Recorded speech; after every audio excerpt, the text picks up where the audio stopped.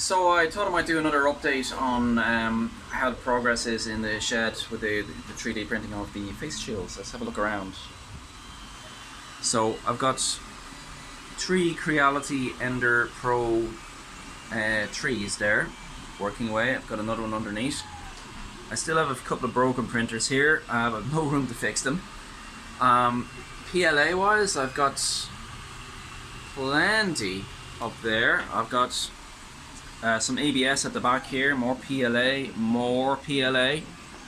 I've got some, these are face shields that are already set up and ready for delivery. So I've got 1, 2, 3, 4, 5, 6 by 2s, 12 by 2s, 240. I've got 240 in there.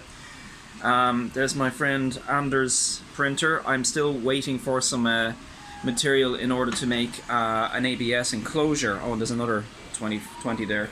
This is my workstation where we put together the face shields, and then bandsaw for cutting the visors, and we have a press drill in order to cut the holes in the visors with a template to make sure we get it in the right place.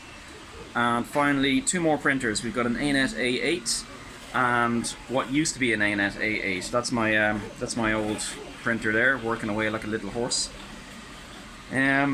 Yeah, that's about it.